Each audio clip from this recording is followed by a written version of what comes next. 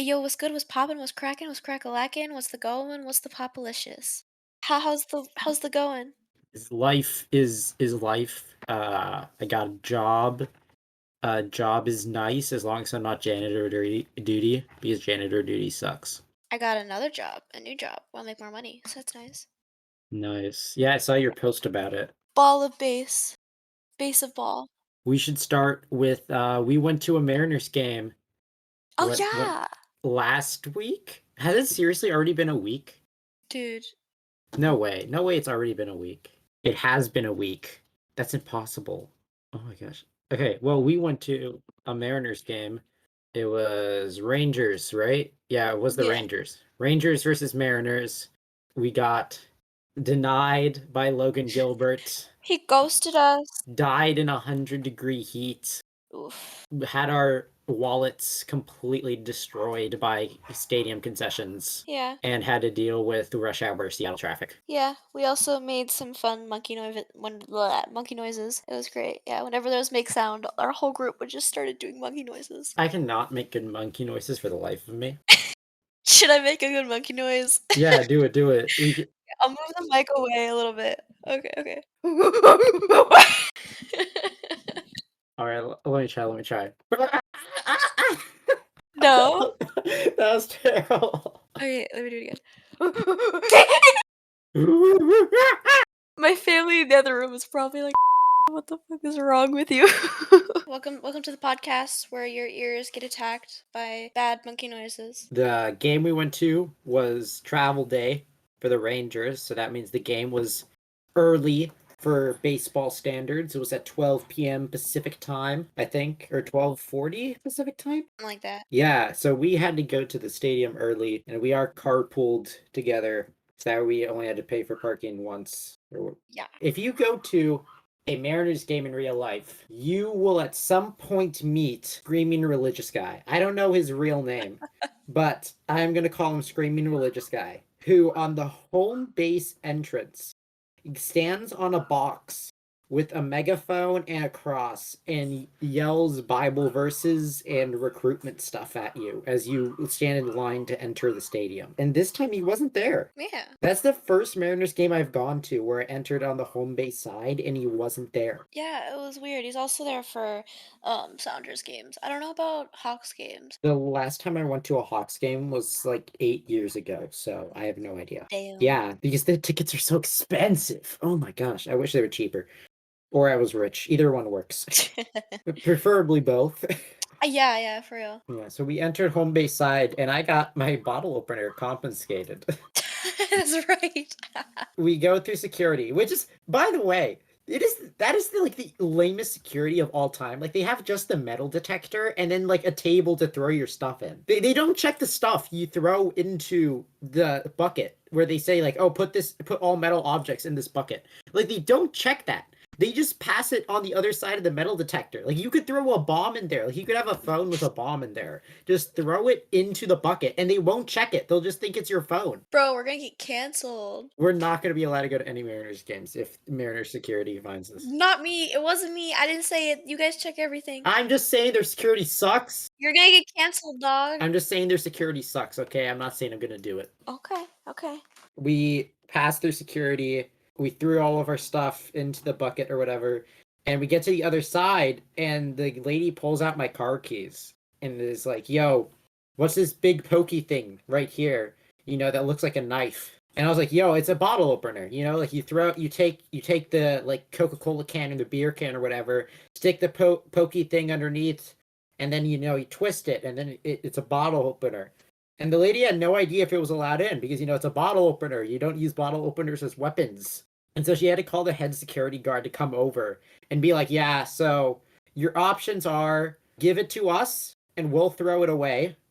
Which, again, I don't understand why securities do that. Like, you have this object that you don't allow in, and you just throw it away? What if the object's a bomb? Again, like, what if there's a bomb, you have this big box or something, and somebody tries to bring the box, and you're like, we can't do that, we're gonna have to throw it away. And you throw it away, and it's a bomb. It seems like another flaw in security. So I could either pay for a locker, give it to them, or walk all the way back to the parking lot and put my keys in there. in the car. And obviously I chose to give it to them because I'm not going to pay money for a 30-cent bottle opener to be stored so that I can grab it again. And I'm not going to be walking all the way back to the car in the 100 freaking degree heat that was the Seattle heat wave during that week. Nah, bro. Just work off your lattes. Go walk back to the car. No, That's what I would have done. I don't drink coffee. Well, I mean, I also wouldn't have brought my keys with me.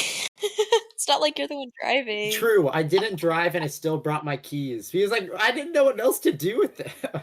Just in case the car was broken into. I didn't want to leave my keys in the car because somebody could take the keys and think like, oh, there might be a car nearby that like this thing fits. So I didn't want to leave it. And I didn't realize I could have left it at the house until I pulled them out and I was like, oh, I brought my car keys. I'm stupid. And I also didn't expect them to confiscate a like 2-inch key 2-inch bottle opener either. So I didn't think that much about it. All right, story time, random tangent. So I went to the Sounders MLS Cup when it was in town a few years back, and my mom's car was broken into during the game, and it was awful because we won the game. And then I went to the car. I was exhausted. My lungs hurt from screaming and yelling and having the time of my life. And the car was broken into. So we had to call AAA, and it was a whole ordeal. And there was literally I'm fine. Glass on the floor of the car while we were driving home. It was a whole thing. That sounds terrible. Yeah, we learned not to park in interesting areas at that time and also to hide my mom's purse because she literally had it just like sitting there pretty open. That is closing your car 101. You don't do that. You always throw your purse underneath the passenger seat. Yeah, I love my mom. I hope she doesn't listen to the podcast. She Dad, don't tell mom. I'm calling her out. If you are listening to this, stop. When America hosted the Copa America in like 2016, 2017, I forgot the year, my uncle bought tickets to like the only game that America played in that was in Seattle for the entire family. It was his treat. So we all hopped in his minivan and we drove all the way down to Seattle and we parked by Safeco Field. But like the street leading to the train yard, and the train yard's right next to Safeco Field. We parked around there. I have never been so terrified in my life. Not even lying. Because as soon as we stepped out of the minivan, there were homeless people surrounding us, asking us for money. And I was so scared that I was going to be mugged. Yikes. And then we walked the, like, what is it? 1 mile, whatever it is, to CenturyLink at the time. Or now it's Lumen. In order to go watch the game. And we were lucky that his minivan was such a piece of shit because another guy had the same idea as us and he parked next to us and his car was a lot nicer than ours. And when we came back, his window was broken. Yikes. His minivan was fine. It was such a piece of shit that nobody bothered to break into it. We went through security. Next, we went up, climbed the home plate stairs, which, by the way, in my opinion, is the best part of any baseball experience, is climbing the stairs to the field and just seeing the field before your eyes, like the cleanly cut grass, the perfect dirt, the pitcher's mound. That is my favorite part of any in-person baseball experience right there. Go touch some grass. I wish, but I'll probably get thrown out by security. They already have me listed as trying to sneak in a bottle opener on their list. Bruh. They're already on the hit list. Exactly, I'm already on the hit list. Bro. We had seats in the third level. So you have like the field level, and then you had the fancy press boxes and stuff. What is it called? Terrace level, I think, at Safeco? Terrace Club. Yeah, Terrace Club, which is fancy-er. And then you have third level, which is the seats that have terrible views. Actually, our view wasn't that bad, but other places in third view have terrible views. Yeah. So we had to climb, what is it, like 6 flights of stairs all the way to the top. I don't know. A lot of stairs. And then we proceeded to get lost because the way they designed it is that you go down like a foot a row, but then they run out of space. And so it just goes a straight 90 straight down. And then there's 2 more rows in front of that. It's so weird. I feel like somebody's going to fall and die at some point because they don't realize that there's a ledge because the bar is so tiny. One of these days, it's gonna be like guy like tripped and fell off third level at Safeco and died. There's worse ways to go, because then you'll have, like, a little gravestone at Safeco Field. Actually, it's T-Mobile Park. Oh yeah, it's T-Mobile Park now. I'm so used to calling it Safeco.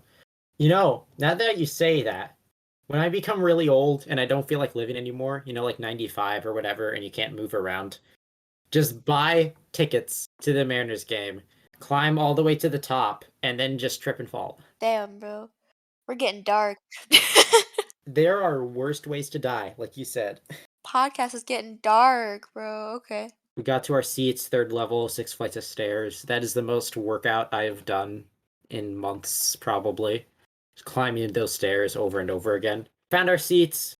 It was 100 freaking degrees at our seats. I think the temperature we looked at it was like 103 or something like that Fahrenheit. Just brutal. We were in direct sunlight. It was great. I got the weirdest tan lines, man. Oh my god. Not tan. Well, they were burns and they turned into tans. But yeah, no, I got really weird tan lines now. It's great. As usual, you show up to the stadium like an hour and a half early so you can actually get parking and not die. We ran down the 6 flights of stairs we just came up with after realizing our seats were 100 freaking degrees to go and get food, which is where we got our wallets brutally abused by the concessions at T-Mobile Park. How much did your food cost again? Too much. Well, I mean, I got Din Tai Fung, so I kind of like did that to myself. You go to T-Mobile Park, you gotta get Din Tai Fung. This is what happens, you know? You're the only one in our group who got it. Well, Din Tai Fung is so incredible. It's worth it. Every single time I go to a Mariners game, I get Din Tai Fung. I've done it for the past, what, 2 years? So it's happened a few times, and I always get my Din Tai Fung, and I'm always happy. So, you know. I got what was it? It was called Kid Valley Burger. I don't know. It was the only burger joint in the stadium that didn't cost an arm and a leg. Actually, they all cost an arm and a leg, but it was the only one that didn't cost 2 arms and 2 legs. So you got to keep half your limbs if you went there. Half your limbs. That's a lot of limbs. Yeah. And that's when you saw Logan Gilbert from a halfway across the stadium. Yeah, it was the other side of the stadium, dog. So what happened is I saw somebody signing, and he was tall as hell. And I'm like, who's tall? I mean, I know Gilbert's tall as hell, and he had long hair. Like, okay, really, really weird tangent I'm going off of. Gilbert is fugly as hell, right? He's the most fugly player we have. Like, I appreciate him and I love him, and he's a great pitcher, but my man's, and right after I said I got ghosted, my parents were like, it's because you call him fugly all the time. You call him ugly. That's why he knew. So anyway, I saw his long hair across, and I was like, "That's no way, that's Gilbert." And then I grabbed and I was like, "Dude, we gotta go. We gotta go right now," because I know nobody else knew who Gilbert was, and I was like, "We're going, we're booking," and we started running across the whole stadium, and then people were yelling at us, "Don't run!" And we're like, "Oh, okay," and we speed walk, and we got there, and we sat and waited, and Gilbert didn't even look. I said, "Hey, yo, Gilbert, please sign this. I want to be." Yeah. And no, he didn't even look. He was just like, "Oh, okay, I gotta go now." And I'm like, "Oh, well, this is sad." The security guard must have been so mad at us. Oh, yeah. Because we were dipping and dodging, juking Oh, everybody. yeah. We almost murdered an elderly man who was with his walker because he turned a corner and we didn't see him and we were running at full speed. That was you. That wasn't me. I know how to run, dog. That was you. You were behind me though, so you had more time to react than I did. Okay, okay. This elderly guy with his walker turned the corner and I see him and I'm like, oh fuck, I'm gonna kill somebody to get an autograph. I never thought this day would happen. And then luckily I didn't kill him. I managed to dodge out of the way at the last second. Yeah, we got to Gilbert's thing. Some kid had a baseball bat. Like, he had a freaking baseball bat. I was trying to get it signed. I wish he got it signed, but he didn't. I'm so disappointed. I wish I got my jersey signed. I feel like you shouldn't get a baseball bat signed by a pitcher, though, since they don't hit. I mean, get it signed by anybody, man. Fair. You get the entire Mariners squad to sign a baseball bat. I wish. We got there. We had to run down the flight of stairs to get to the field because, you got the stands leading to the field, so we had to run all the way down. And then once we got there, there were so many people around that we knew we were never going to get it. So, you ripped off your shirt. I ripped off my hat and we gave it to this kid who could just run up there because, tiny kid has special tiny kid privileges. Yeah. And the tiny kid couldn't get it signed for us, just got ignored. Poor kid. Everybody was giving her the stuff though. Like literally everybody was like, please take my ball. And she by the end of it, I bet she was barely holding on to all the stuff she was trying to get signed. Yeah. We got ghosted. I'm sad. I have this photo, the most depressing photo ever. You gotta you show it right now, of us being sad. You can see Gilbert just kind of like looking around, like, "Hey, what's going on?" Not even caring. And then after we got ghosted by Gilbert, we defeatingly walked the 6 flights of stairs back up to third level to our 100-degree seats and ate our lunch in pain. Then the game started and we forgot all about that. Yeah, basically. I always find it so weird how they do the polls in the stadium because I can never get the QR code to ever register on my phone when it's on the screen there. I don't know how anybody can get it to register. Yeah, Africa by Toto won. I wish Industry Baby won. Like, imagine us all cat jamming to Lil Nas. No. Hey, we love Lil Nas here. Yeah, they had a best song thing where the three options were Africa, Can't Stop, and Industry Baby. And Africa won, big shocker. Should have been Industry Baby. I hate Africa so much. Ayo. Ayo. I'm gonna put that out here. I hate Africa. It is so overplayed and it isn't that good of a song. Alright, I'm taking that out of context too. You hate Africa. You want to talk about the trade deadline yet, or? Yeah, I mean, like, it was standard you watch the baseball game and then we went home. We had to deal with Seattle traffic on the way back. Yeah, yeah. Glorious rush hour Seattle traffic. Alright, trades. Castillo, mwah, mwah, mwah. I cannot chef kiss anymore. Perfect. If you were listening to the last podcast, I was like, bro, we need somebody else. We need one more person. And Castillo, kumbaya. He came, and he's here, and he's great, and he's awesome. And his first outing, we got the dub, 8 strikeouts. I think, was there only 1 run that he let in or something? He is what the team needs. Pitching wins championships, and now we have a god pitcher here to help us win championships. Our offense is kind of getting there. Like, we just beat the Yankees. We beat them in the series in New York, which we haven't done that in 10 years. Also, he looks really good with the blue hair. The red hair was not his color. I like him with the blue. I'm excited for when Castillo closes for Castillo. That would be funny. That's what I'm waiting for. I'm just waiting for that day. Luis Castillo, 6.2 innings pitched, 3 earned runs, 8 strikeouts, 3 walks with 5 hits. Oh, 3 runs.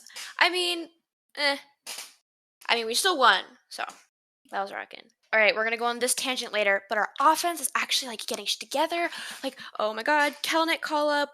So 3rd strike. This is his last time up, and he's been doing shit. And the first thing he does, his first hit, is a 2-run homer, and it was beautiful. It was gorgeous. We just need 18 million more of those. His signature 2-run homer. It's just okay. Like, I had to listen to it like 25,000 times as I was editing the podcast. That we need another starting pitcher that isn't Gonzalez or Flexen to flush out the rotation, make it playoff ready, and we got that for our entire future. Like, we literally traded away 2 of our best prospects in order to get him, but I think those are well-spent prospects. Tenfold. I agree, 100%.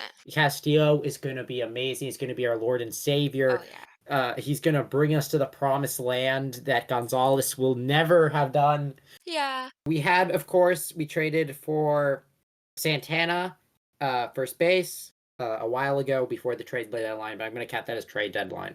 And that turned out to be an amazing trade because as soon as we got that, Ty France got injured. He just came back from injury.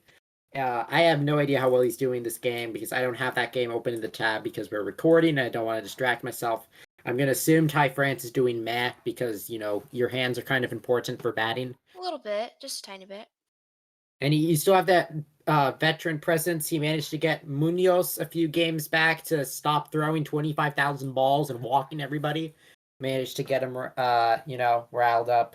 Dude, his 103, seeing his 100 in person. What did we see a 102 in person or something? Dude, that was awesome. Oh, Munoz, yeah, 103, yeah. off my bucket list, I saw a 100-mile-per-hour pitch in person. I saw when the ball left his hand, and I saw when the ball entered the catcher's glove. I saw nothing in between. I have no idea how major league pitchers can see a 100-mile-per-hour fastball. Yeah, no, literally. Yeah. It was insane. And Munoz, I'm really falling for him. I love him. Best decision. When did we get him, anyways? I think a few years ago we got him. Was he on the team last year? Was it years? I think he's been on the team a few years. I don't know. Um, Andres Munoz. Oh my gosh. The first image result is him as like a baby, like when he first entered the league. Oh my gosh. We got him from the Padres. when? 2020. Oh, we got him in the trade that got us Ty France. Oh, okay. Yeah, so the Padres traded Munoz, Ty France, Torrens, and Trammell for Austin Nola, Dan Avalati, and Austin Adams, who I have never heard of, so I'm just going to assume that we fleeced them. None of them? I remember Austin Nola. It was really funny. His middle name was Kyle. And so they'd always joke, Kyle Seeger, Kyle Lewis, Austin Kyle Nola. Because he was a catcher. Is a catcher? I don't know what he's doing. He is a catcher. He's a catcher. That was like I started actually getting into baseball. But yeah, no, I vaguely remember that trade. And I was so mad. I was like, why are they getting rid of Nola? What's going on? And now, in the future, I realize that was a good decision. So through this year, he has. Oh, never mind. I thought that was this year, but this is in total. So his career totals are 264 batting average with 21 home runs and 116 RBIs through 2 years in the majors. I say the Mariners won, even though I did barely any research on that. Who else do we trade for? That's really all the Mariners did. They traded for Castillo, and then Dipio was kind of like, okay, we're done. I mean, good decision. Yeah, amazing decision. No more conflict in the outfield. And then we're going to go to the entire league now. Juan, why am I having such a hard time with this? Juan Soto is now with the Padres. The Padres traded a massive deal to them. Prospects, left-handed pitcher Mackenzie Gore, outfielder Robert Hassel III, shortstop CJ Adams, outfielder James Wood, and right-handed pitcher Jarlin Susanna. Washington also gets Luke Voigt, first baseman / designated hitter. That's it. That's the entire package. A lot of prospects. And I'm assuming very good prospects if they manage to get Juan Soto to go from the Nationals. Dude, the Padres are going to be stacked this year. With Tatis with Soto on the same team, along with, oh my gosh, Mandres. Is it Mandres? Oh my gosh, I should know this. Mondelez, Soto, and Tatis on the same team is just scary, and I don't think I want to face the Padres ever again. Yeah, that's fair. Oh, that just scares me. Reminds me of the 90s Mariners or the Yankees right now. It's like you don't want to face anybody in their lineup. They're just going to destroy you. Or you mean not the Yankees now? You mean the Yankees always constantly 24/7? You got Judge, Stanton.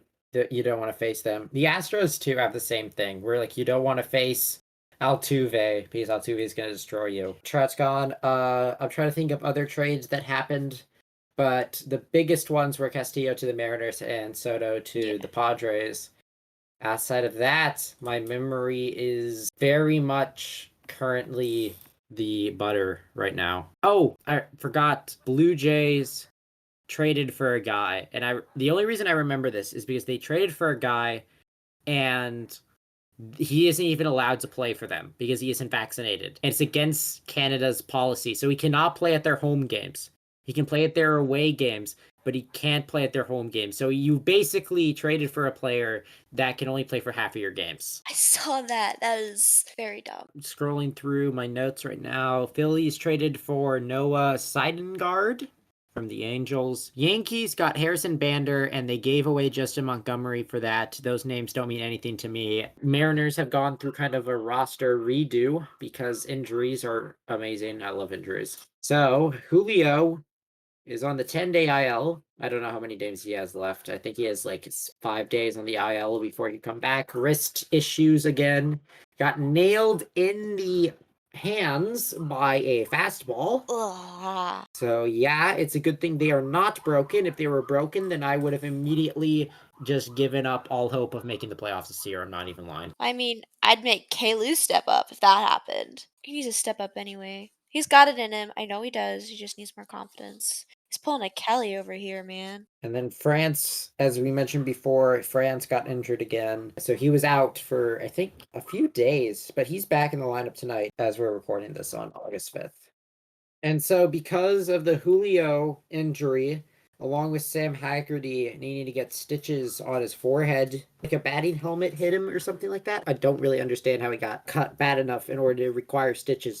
He was out for a couple days. They called up Jared Kelenic. Kelly! He's back after tearing up AAA for the third time. He is back, and hopefully for real this time. I swear to God, if he gets set back down, I'm gonna throw something. I think we were talking about it last time. This is it.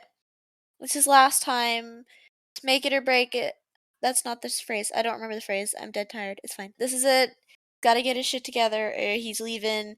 He's either gonna, like, get traded for nothing, or, I don't know, AAA All-Star for the rest of his life. Gonna make even less money than J-Rod did this year. For his total of 2022, he is at a negative 0.4 WAR with 98 at bats, 13 hits, 4 home runs, a batting average of 131, 11 runs, 12 RBIs, 4 stolen bases, an on base percentage of 0.2, slugging percentage of 0.3, an OPS of 0.49, with an OPS plus of 42. And just reading that out makes me want to vomit.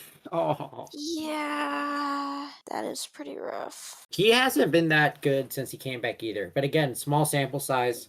He hit that 2-run homer against the Yankees. That was it. He is rocking a new batting stance. Like, Ah. I legit was so confused when I saw him bat again. In my opinion, it is Ty France's batting stance, and you just mirror it across home plate. Ty France has pretty much the same batting stance, in my opinion. Which, if you are going to copy a batting stance, it's France. It isn't like you're trying to copy the worst player in history or something, you know?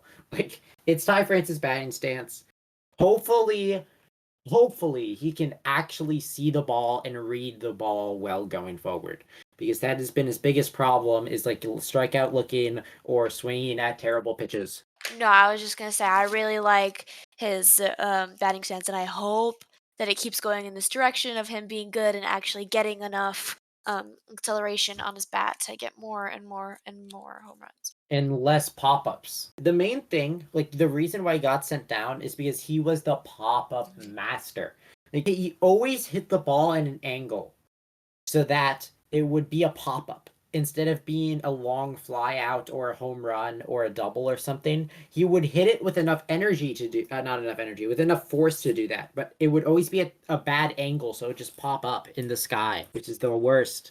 Yeah, so Kelly got called up, and I really hope he does well. Next time we record in 2 weeks, he's going to be back down AAA, you watch. Hey, yo, no, we have confidence in my boy. Okay, we got confidence in him. I want my jersey purchase, well, my jersey in quotation marks purchase, to be worth it. Yeah, confidence in my man's. I really need to get a Julio jersey. Well, I got my Kalu jersey. All right, do that be it? That's the last topic, unless you can create something on the spot. Oh, wait. I forgot one. You said you were going to do research on the automatic strike zone. Did you do research, or did you procrastinate and then completely forgot? I mean, I'll say 50-50. So you read 1 or 2 articles and called it a day? I didn't read an article. I just talked to other people about it. Human error is a part of sports in general. Just how it is. It'll be too robotic and everything. Because, like, you know how you have chess and there's the chess thing where you can play against a computer and the computer will always beat you? It's kind of that same thing. You know, you have the aspect of humanness. Because words are my strongest suit, as you guys can all tell. So I still believe in having the umps. The umps are a part of baseball, and they should always be there.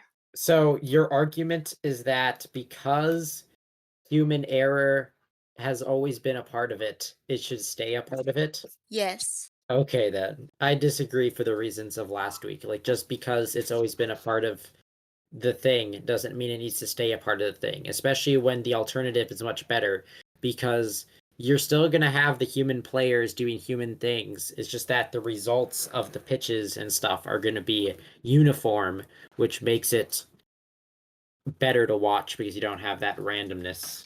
Agree to disagree. That be the it for the week. In 2 weeks, it will be the 19th, and by then, there's only going to be a month and a half of baseball left before October. Damn. I know the playoffs are coming quickly, and I'm like both really excited and terrified. Yeah. I really, really hope we stand strong in this upcoming stand against the Yankees. That will be awesome for our mental space. It goes Angels, Yankees, Angels, I believe, are our next series. Let me just verify that. I feel pretty confident that we can maybe get the Angels. Angels, Yankees, Rangers, Angels. Okay, okay. Rangers, easy clap. Yankees, blah.